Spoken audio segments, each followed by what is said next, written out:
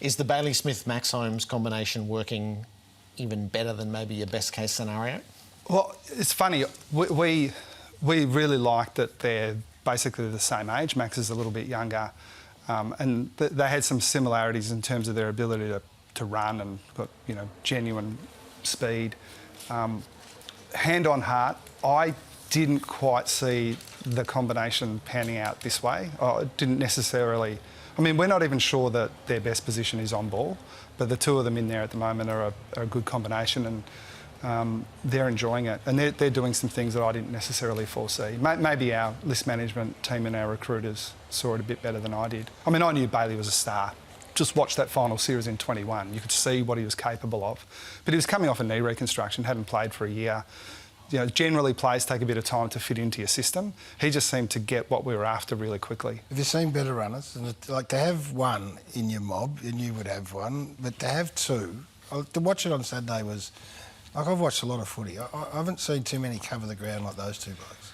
Yeah, well, and also it's exciting for us because there was a period, I think enough time has passed now for me to talk a little bit more freely about it. I'm not in the habit of explaining to the opposition what our weaknesses are, but 5 years ago we were a pretty good team, but our weakness was our inside midfielders, who were really, really good players, weren't great runners. And we did look to address that, but it would be looking back on it with rose-coloured glasses to say this was a really detailed approach and we went after it for that specific reason. But we've gone from a team that probably had that as our Achilles heel to it being our main strength at the moment. Dempsey amongst that. Blitzarves, Myers, Close, Henry. Can play. Yeah. That helps too. That helps too. Do you watch it and marvel at it? He's been stunning, Bailey Smith. For the noise around him, some of the criticism that's come, the ability to get out there and perform, puts everyone in their box, right? It's been stunning. And obviously Holmes as a combination. And that's an interesting take on it, the noise and the criticism. And I know you've been not over the top supportive, but balancing the ledger out here. Has it been hysterical? Well, I don't mind if it is a bit of a criticism being over the top. And I do acknowledge, I actually don't hear it. I'm not the best place to get a feel for it. I actively go out of my way not to hear a lot of it. So I'm not completely across the criticism. The one part that did rankle, like everyone at our club, was the idea that some of our players weren't happy with parts of the way he's going about things. And when I kind of hear that, like your first sort of responsibility as a coach is to get to the truth. Like, hey, I don't see any of this. Is there anything that we're not across? And it's an emphatic no. In fact, it's the opposite. They love him. Our staff love him. We do encourage our players, and the media's a good example. We don't micromanage our players. Like we fully expect, with the way we handle them, that occasionally they're going to say things and go, I wish you had said a bit less. But that's a much better mistake to make than being someone you're not. And we've had enough to do with Bailey already to think, let him go.